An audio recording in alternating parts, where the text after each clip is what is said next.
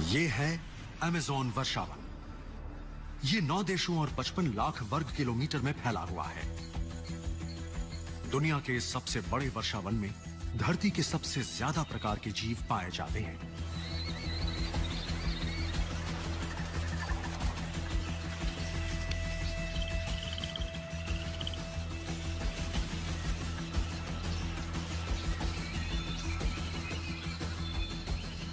जीवन से भरपूर इन जीवों में से ज्यादातर पर अभी तक विज्ञान की नजर नहीं पड़ी है। इस एपिसोड में हम देखेंगे अमेज़न के कुछ सबसे ज्यादा मशहूर जीव, भारी भरकम एनाकोंडा, आराम पसंद स्लॉथ, बेरहम केमन, खौफनाक टेरेंचुला और अमेज़न नदी की रहस्यमय डॉल्फिन। एनाकोंडा किस्से कहानियों के लिए मशहूर इस जंगल के जिस जीव ने इंसान की कल्पना को सबसे ज्यादा झकझोरा है, वो है एनाकोंडा।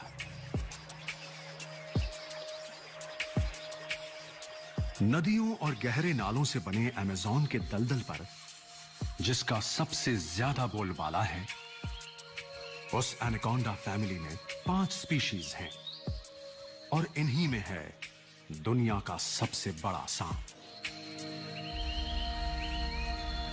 ग्रीन एनाकोंडा के विशालकाय आकार की हम चाहे जैसी भी कल्पना कर लें, लेकिन एक बात पक्की है कि सभी एनाकोंडाज ने वर्षावन के अपने घर के नदी नालों के लिए खुद को पूरी तरह ढाल लिया है। जमीन पर धीमी रफ्तार और कठिनाई से रेंगने वाला एनाकोंडा आसानी से चलने और बेरहमी से शिकार करने के लिए गंदले पानी वाली नदियों के जाल का फायदा उठाता है। ये जीव पानी के अंदर 10 मिनट से भी ज्यादा देर तक डूबे रह सकते हैं। ये अमेज़न के ढेर सारे पानी में रहने वाली मछलियों, कछुओं और केमन के माहिर शिकारी हैं।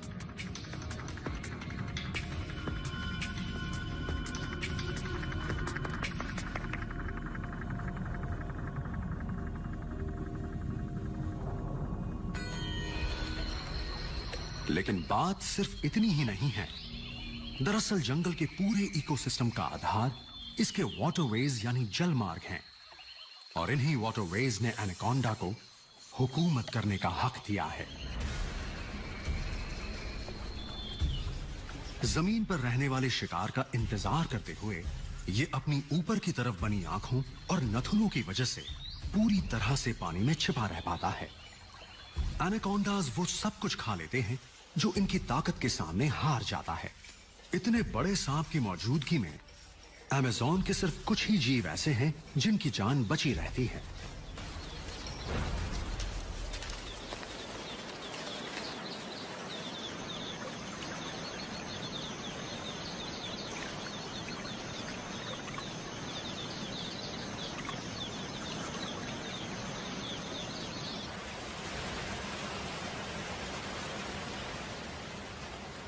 सभी रेप्टाइल्स की तरह एनाकोंडाज भी माहौल से ही अपनी जरूरत के मुताबिक गर्मी लेते हैं। पूरे साल 27 डिग्री सेल्सियस रहने वाले औसत तापमान वाला अमेज़न वर्षावन इन बड़े सांपों के लिए किसी जन्नत से कम नहीं है।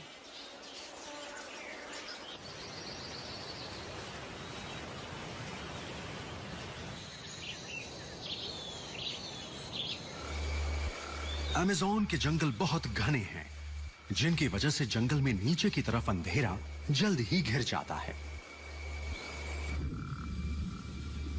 लेकिन एनाकोंडा ने बिना रोशनी के शिकार करना सीख लिया है। होठों के चारों तरफ के खास सेंस ऑर्गन्स शरीर की गर्मी को भांप लेते हैं। कटी हुई लपलपाती जीभ हवा से सुराग पकड़ती है। ये जमीन पर हो या पानी के अंदर, इनकी सेंसिटिव स्किन आवाज और कंपनों की पहचान कर लेती है। चाकू जैसे पैने इसके सैकड़ों दांतों में दबा शिकार इसके काटने से नहीं मरता। बिना जहर वाला एनाकोंडा सांप अपने लंबे ताकतवर शरीर से शिकार को चारों तरफ से दबोच लेता है और धीरे धीरे उसका दम घोंट देता है।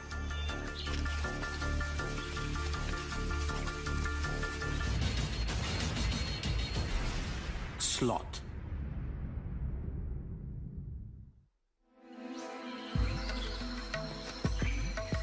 पानी से लेकर पेड़ों तक अमेज़न वर्षावन का पर्यावरण आपस में गुथा हुआ है और एक शांत जीव सही मायनों में इसकी मिसाल है।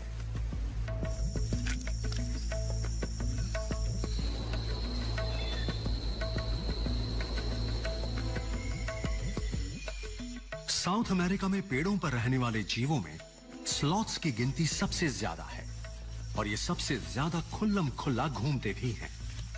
वर्षावन के अंदर स्लॉथ्स को सेक्रोपिया पेड़ सबसे ज्यादा पसंद है। स्लॉथ ट्री कहलाने वाले ये वृक्ष यहां दूर दूर तक फैले हुए हैं। स्लॉथ्स जंगल के साथ एक जान होकर रहते हैं, वो भी इस हद तक कि इन्हें भी जंगल का ही हिस्सा कहा जाता है। मोटी खाल से ढके स्लॉथ का शरीर एक चलता फिरता पर्यावरण है जिसमें इनकी अपनी वनस्पति और जिंदगी पनपती है।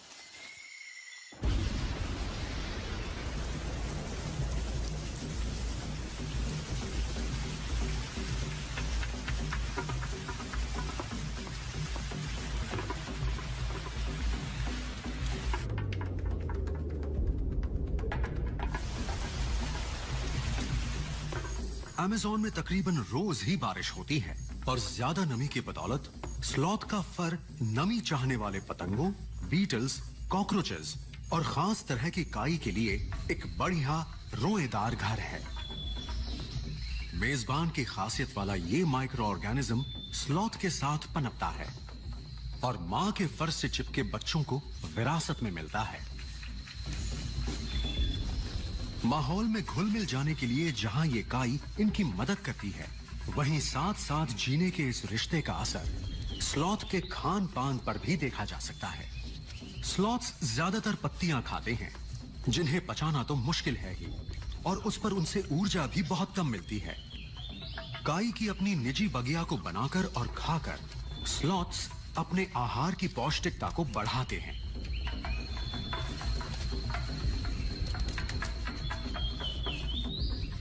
लेकिन आहार की पौष्टिकता को बढ़ाने के बावजूद स्लॉथ्स की मांसपेशियां दूसरे ज्यादातर मैमल्स के मुकाबले तकरीबन 20% कम होती हैं। फुर्ती से बच पाने की काबिलियत नहीं होने की वजह से स्लॉथ्स अमेज़न के कई शिकारियों के रहमो करम पर ही जिंदा रहते हैं। दिन के ज्यादातर हिस्से में सुस्ती से बैठे रहने वाले स्लॉथ्स जरूरी होने पर ही हिलते डुलते हैं। अक्सर बरसों तक एक ही पेड़ पर रहने वाले स्लॉथ्स एकदम चुपचाप आगे बढ़ते हैं। इनकी धीमी चाल से ना तो पत्तियों में सरसराहट होती है और ना ही किसी का ध्यान इन पर जाता है। इस तरह धीमी रफ्तार इनके लिए फायदेमंद है। हरकत की कमी की वजह से शिकारियों को इनकी मौजूदगी का पता ही नहीं चलता। आलसीपन के अपने खास स्टाइल में स्लॉथ्स अमेज़न के मास्टर्स हैं, लेकिन वर्षावन में इन्हें अपनी कामयाबी की एक कीमत चुकानी पड़ती है।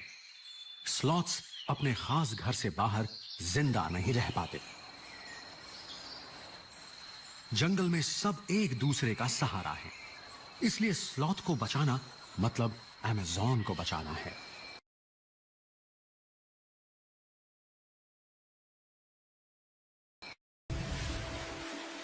विशाल जंगल, इसके वर्षावन और नदियों में, इसके मैंग्रोव्स और दलदलों में तरह तरह का जीवन पनपता है और तरह तरह के केमन भी।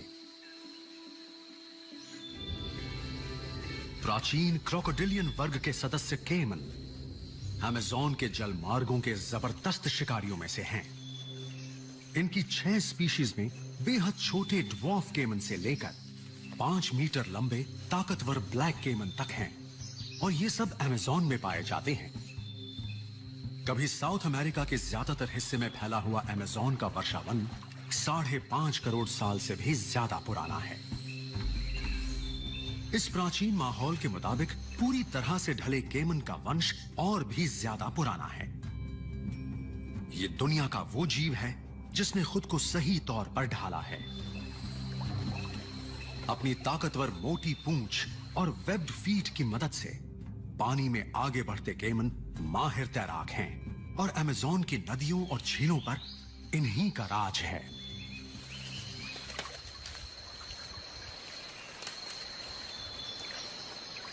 शिकार करने के लिए नजर का इस्तेमाल करने वाले इस जीव की बड़ी बड़ी आंखों में पुतली वर्टिकल यानी सीधी खड़ी होती है, जिससे ये रात में भी देख सकते हैं। आंख पर अलग से एक ट्रांसपेरेंट पलक होती है जो सुरक्षा तो देती है, साथ ही पानी की सतह के नीचे तैरते हुए बेहतर नजर भी।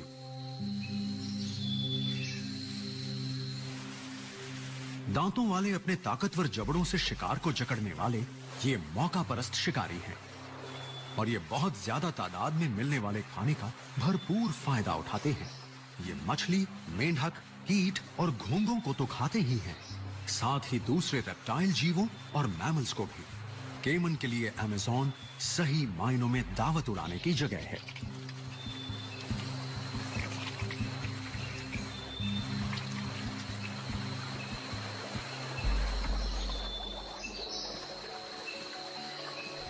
लेकिन ऐसा नहीं है कि अमेज़न में खाने की कमी नहीं होती। सालाना सूखे के दौरान पानी सूख जाता है, बाढ़ के मैदानों और दूसरी नदियों से जुड़ा पर्यावरण हिस्सों में बढ़ जाता है, जिससे केमन को शिकार करने की जगह कम मिलती है। लेकिन केमन सूखे के इस मौसम को झेलने के लिए तैयार होते हैं और महीनों तक बिना खाए रह सकते हैं।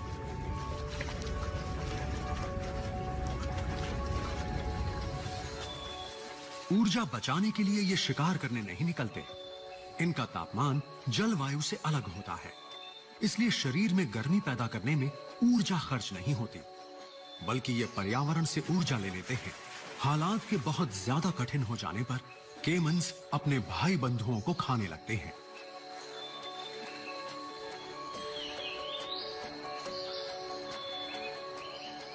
जलवायु में बदलाव इनकी मौजूदगी को और ज्यादा खतरे में डालता है। अंडों को सेने के दौरान का तापमान क्रोकोडिलियन वर्ग में लिंग का फैसला करता है। अगर तापमान तकरीबन 30 डिग्री सेल्सियस तक रहता है तो बच्चे मादा होते हैं। सिर्फ 4 डिग्री बढ़ने पर बच्चे नर हो जाते हैं। ग्लोबल वार्मिंग की वजह से वैज्ञानिकों को डर है कि नर केमन की गिनती ज्यादा हो सकती है। क्या ये प्राचीन स्पीशीज तेजी से बदलती दुनिया के मुताबिक खुद को ढाल पाएंगे? केमन पहले भी दोबारा से उभर कर आए हैं। अपनी कीमती खाल के लिए शिकार होने वाली ये स्पीशीज खत्म होने के कगार पर थी और इस वजह से अमेज़न के पर्यावरण का संतुलन बिगड़ गया था। शिकार करने के खिलाफ सख्त कानून और सुरक्षित इलाकों की मदद से केमन अमेज़न के कामयाब जीव बने। फूड चेन में दोबारा सबसे ऊपर रहने वाले इस जीव ने अमेज़न के नाजुक माहौल को बनाए रखने में अहम भूमिका निभाई है। टैरेंटुला। अमेज़न जंगल के नीचे अंधेरे में एक दूसरी ही दुनिया मौजूद है। वर्षावन के घने होने की वजह से धूप नीचे तक नहीं आ पाती। नमी और अंधेरे वाले इस इलाके में सड़ते वृक्ष और मरे हुए जीवों के हिस्से जंगल के पर्यावरण की पौष्टिकता को फिर से बढ़ाते हैं। दरअसल वर्षावन के फर्श पर भी कुलबुलाते जीवन की भरमार है। अमेज़न में रहने वाले 90% जीव आर्थ्रोपॉड्स हैं। बाहरी कंकाल वाले इनवर्टिब्रेट्स के इस ग्रुप में कीट, सेंटिपीड्स, बिच्छू और मकड़ियां शामिल हैं। अमेज़न में मकड़ियों की तकरीबन 3600 स्पीशीज हैं, जिसमें से एक अरैक्नोफोबिया का उदाहरण है, टैरेंटुला। डायनासोर्स के वक्त से धरती पर रहने वाली टैरेंटुला की 800 स्पीशीज दुनिया भर में फैली हुई हैं।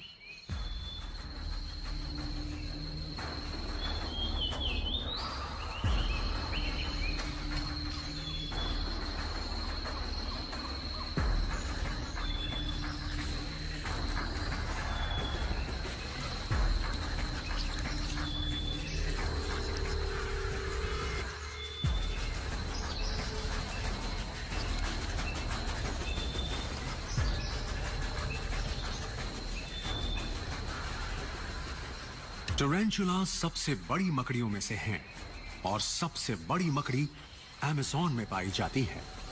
यहां मकड़ियों का साइज डिनर प्लेट जितना बड़ा हो सकता है। झाड़ झंखाड़ों के नीचे के बिलों में या वृक्षों के खोखलों में रहने वाली टेरेंचुला मकड़ियां दूसरी मकड़ियों की तरह अपने जाले को शिकार पकड़ने के लिए इस्तेमाल नहीं करती, बल्कि उनसे टक्कर लेना पसंद करती हैं।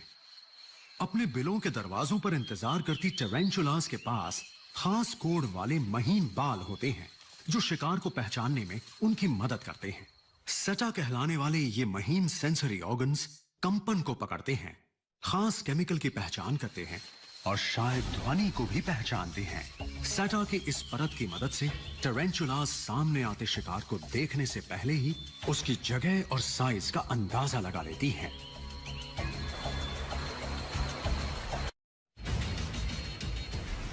River dolphin.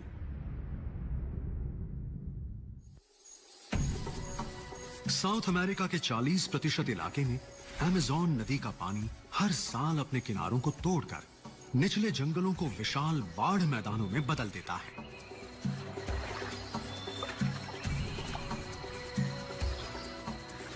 Amazon river dolphins को बोटो डॉल्फिन्स भी कहा जाता है। ताजा पानी की दुनिया की ये सबसे बड़ी डॉल्फिन प्राणी जगत के लिए एक पहेली है। हालांकि इस अनोखे जीव के बारे में ज्यादा कुछ नहीं मालूम, लेकिन ये पक्का है कि ये अमेज़न रिवर के माहिर जीव हैं। अमेज़न और उसकी सहायक नदियों के गंदले पानी में सारी जिंदगी बिताने वाली बोटोज में खुद को खास तरह ढाल लेने का हुनर है। बोटोज अपने लंबे चौड़े फ्लिपर और निचले डोर्सल फिन की मदद से उथले पानी में भी आराम से तैरती हैं।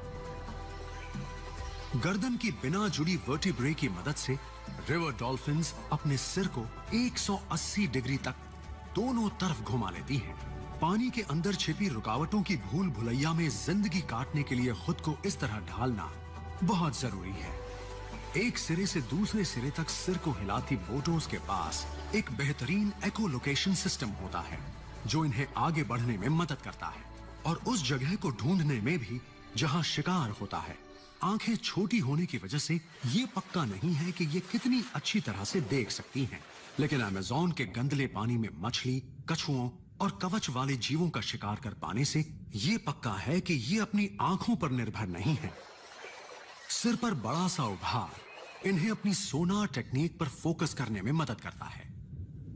ये अपने लंबे थूथन से पेड़ों के खोखलों या पानी में डूबी वनस्पति जैसी छिपी जगहों में से खाना निकाल लेती हैं, लेकिन इन्हें खुद को खास तरह ढालने के इस हुनर की कीमत अपनी रफ्तार से चुकानी पड़ती है। रिवर डॉल्फिन्स की रफ्तार समुद्र में रहने वाले अपने रिश्तेदारों से बहुत कम होती है, लेकिन रफ्तार का कम होना बोटों के लिए कोई नुकसान का सौदा नहीं है, क्योंकि अमेज़न के इलाके के अंदर इनका कोई शिकारी नहीं है।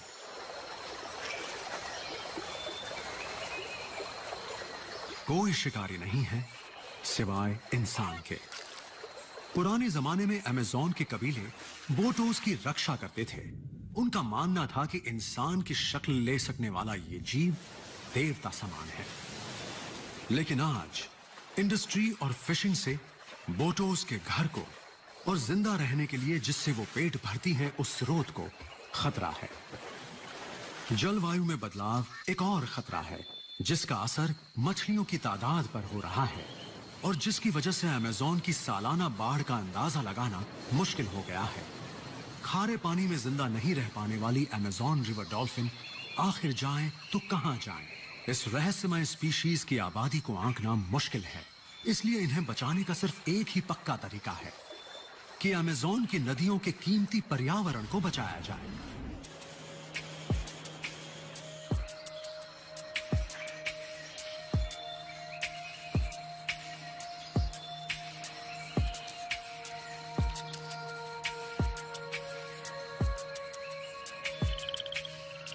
वर्षावन धरती के पेड़ पौधों और जीवों की आधी से ज्यादा स्पीशीज का घर है और अभी अनगिनत स्पीशीज तो दुनिया के सामने आने का इंतजार ही कर रही हैं।